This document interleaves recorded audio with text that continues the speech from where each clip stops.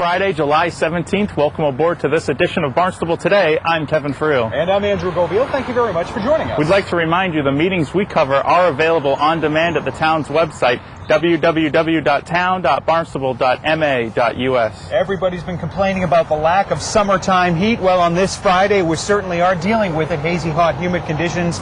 The weekend is looking very good. We're here on the front lawn of the former Armory, now owned, of course, by the town of Barnstable.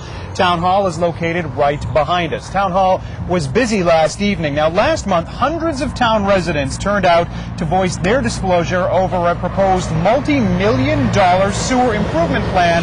That plan had been proposed, of course, by the town.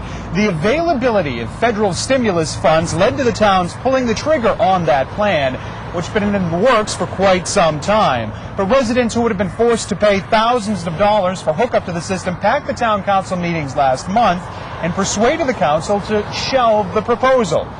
Thursday night, backers of the Stewart's Creek proposal portion of that plan turned out. They asked for reconsideration. One of the first topics to be discussed: are these federal funds still available? Town Manager John Clem addressed that issue. If I could, Mr. President, just take a stab at the first question, which was the status of the stimulus funding. We have tried on a daily basis to get clarity to that issue, and we haven't got a final yes or no from the federal government. One thing is clear, though: if there is to be reconsideration or under whatever form that takes, the longer we wait, the less likely there is for reconsideration. So unfortunately, we can't give you a yes. They've said they'll give us additional time.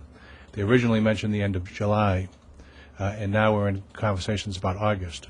So I think the bottom line is whether or not this council wants to reconsider or take up again this measure, because if you happen to agree with the residents that spoke, they understand that we're going to have to sewer this. And we're going to have to sewer it whether we get a subsidy or if we don't get a subsidy. And we already did half of it without a subsidy. And so, unfortunately, we can't give you a definitive yes or no in terms of the commitment of the federal funds. Eventually, the town council decided to revisit this issue at the August 6th town council meeting. From a multi-million-dollar proposal to a $150,000 expenditure, the walkway to the sea from Main Street to Azleton Park near the Ocean Street docks has received a great deal of praise. The next step in this project, a $150,000 appropriation to fund lighting improvements. Town councilors Greg Milne and James Tinsley offered their support of the proposal. It's time to finish the lighting and continue with Azleton Park. I believe there was a memo that Councilor Monifo distributed that explained several details of the various poles that are going to be replaced. So I think all of the questions that were left on the table at the last meeting have been answered by the lead sponsor, Councilor Monifo. And the embarkation fee is dedicated strictly to areas related to the harbor. It would be wonderful if we had full freedom to spend the embarkation fee on anything we so pleased, but that is not the case. It has to be spent on areas that relate to the immediate harbor area. That is a requirement that went into that law when it was first passed, I believe, in 2002. Maybe I can address it a little bit for my fellow councilors. They are replacing poles that currently work. The illumination on the new poles is much better. As someone who, my family and I walk down there often, we walk there for the fireworks. I'm lucky enough I can do that.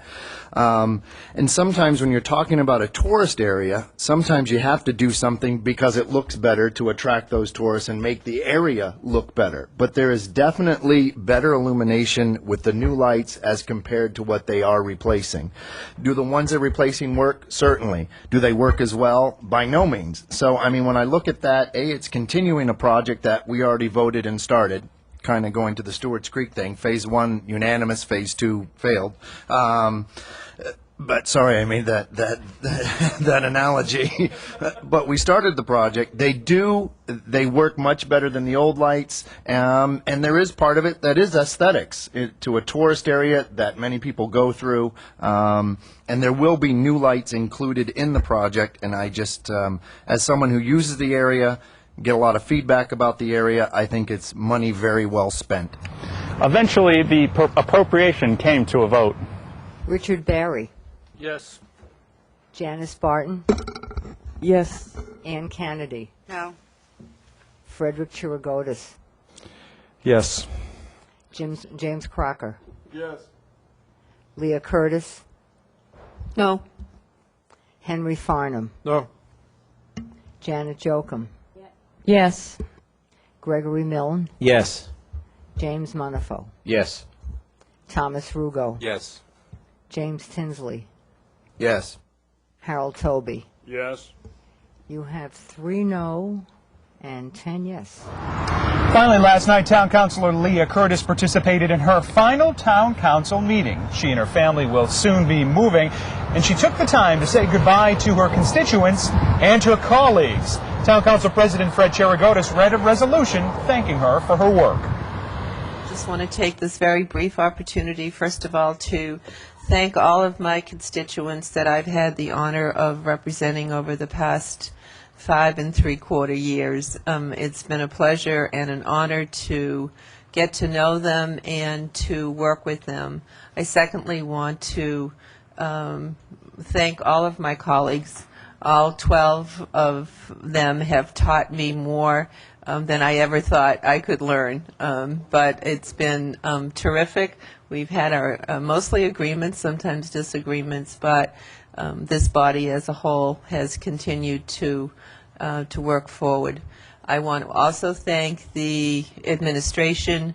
It's been certainly through all of them I've learned a great deal, and it's been a great pleasure to get to know them and to see the changes that have happened while I've been here, and the wide variety of people who represent and work for this town. Everyone should be very proud of them. They work very hard in the best interest of the town of Barnstable as a whole. I also want to thank all of the people in the community. As chair of the Appointments Committee over the past few years, really recognizing the importance of the volunteers who come forward to serve on our 43 plus or minus boards, committees, and commissions. And it has always been my firm belief that the progress of this community is based on a wonderful tripod of the legislative body, the administration, and the citizens who come forward to serve on our boards and commissions. I think all of us can agree that without them, our work would be very much more difficult. So this is my last council meeting. We are moving forward. We were very fortunate. Our house sold much quicker than we thought it ever possibly could. And so we are needing to move out of the community. We've loved it, and it's been, again, a great privilege. So let me thank you for giving me this opportunity. Thank you. And whereas Leah C. Curtis leaves as her legacy that which is good, and she will be profoundly missed by all of us. Now, therefore, be it resolved that the Barnstable Town Council does hereby give our heartfelt thanks to Leah C. Curtis for her everlasting contributions, and wish her and David the sun in their faces and the wind at their back. In witness whereof, I set my hand.